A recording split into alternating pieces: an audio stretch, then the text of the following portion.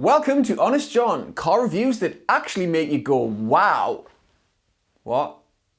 Why can't I use that like?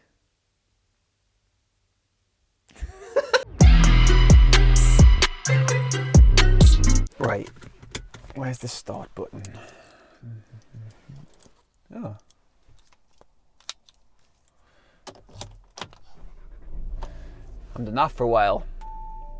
And having to turn a key to get the thing started isn't the only remnant of old Audi Q3 specifically, that you'll find in this, the new one. I don't know how well it comes across on screen, but in real life, this Q3 looks a lot like the old one. Like where the other Audi SUVs have gone a bit blocky in a sophisticated, straight edge sort of a way, this one's a bit bulbous. Makes it look more like a facelift than an all-new model. Now that might not bother you, but I thought it was worth mentioning. And that's because if the outside has a hint of being an update of the old, the inside here definitely does not. It is a world apart from what went before. I think we've actually found the best interior of any mid-sized crossover type thing ever. Road testers bang on about tactility a lot, but this is the first actually touchy-feely dashboard that I've ever seen. It's got Alcantara running across it. Feel how good this feels? I'm gonna cover the whole outside of my house in this material. If you're a stroker, you should definitely buy this car. Let's stay here because this is the best thing about the new Q3 by miles. You see, as per the current aesthetic and functionality epoch, this shifts most of the buttons behind a lovely touchscreen. Overall, this cabin is visually and ergonomically beautiful. As in, great driving position, dead comfortable, good visibility all round, a touchscreen whose design motif is big icons that are dead easy to read and to use, and with excellent functionality. So for example, you can scribble a postcode onto the screen with your finger. Not that long ago, if you were in an Audi and you wanted to put an address in the sat nav, you had to do it with a rotary dial. It is the difference between dialing your mum on one of these or on one of these. And the interior lighting is lovely. So for example, this Quattro badge, it's metal, but in the darkness, it's backlit. Just give me the light and pass the joke. What's another buckle of more?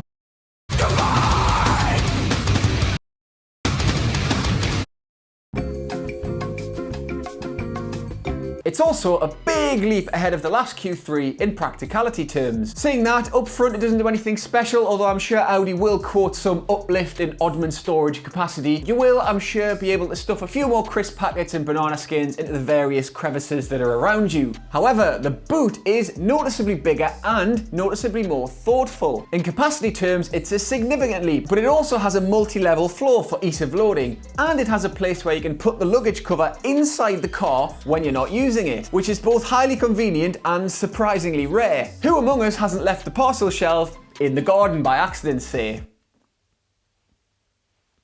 Okay. Anyway, other than that, plenty of space in the back, and you can slide the rear bench backwards and forwards, and it has a standard 40-20-40 split. It's just generally a very well thought out, very well proportioned, and very practical crossover. And it nails that thing of feeling big on the inside, but actually very compact and maneuverable on the outside. The easiest way of explaining it is that in general, it just feels like it's grown up. The last Q3 felt like a small crossover, but this feels like a whole class up in terms of space and ambience and quality, but you really do pay for it, and that is the Q3's first and main problem. Like, look at the starting price and it looks on the high side, but not criminally so. But then look at where things end, and yep, you can spend nigh on 50 grand on this car, which is outrageous. Now you can spend roughly 50 grand, for example, on a Mercedes car that's roughly this size and shape, but that's like a proper AMG thing with like 400 odd horsepower. With a Q3 you can spend that much and get half the power-ish, which is another problem area for the Q3. At the moment you can only have two petrol engines, a 1.5 with 150 horsepower or a 2 litre with either 190 or 230, and the badge 35, 40 and 45 for a reason that I don't really understand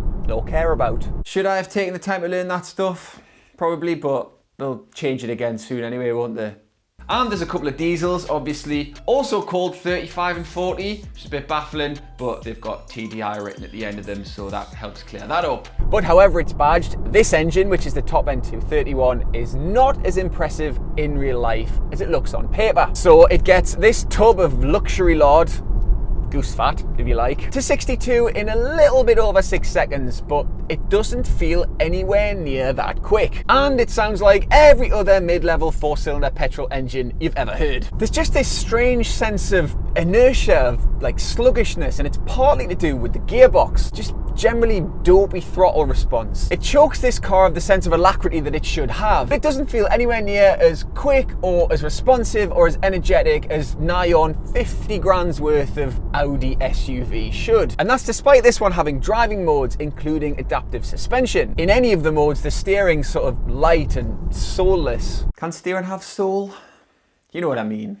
And the ride's always fidgety. So between that and the sluggish throttle response, it feels like a mid-level crossover, albeit a very nicely appointed one. And actually, that might be the point. I don't think many people are going to put the driving experience itself under the microscope in the same way that I just did. Still, the problem that I have with the Q3 is that it's now priced very much in the realms of a luxury car. If you want a high-riding thing with an Audi badge just to get to and from work in, you can do that much cheaper with the Q2, which of course wasn't the case when the first Q3 came out. Clearly since then, the existence of the Q2 has prompted Audi to bump up the Q3 in terms of space and quality and refinement, and it follows price. But on that basis, the driving experience should follow, and it just doesn't. Don't get me wrong, right? In primary terms, this is lovely. It's really refined. There's hardly any wind noise. There's hardly any engine noise when you're just doing sort of mid-speed. It's never jarring or anything, and it is really well equipped. But where, say, a Volvo XC40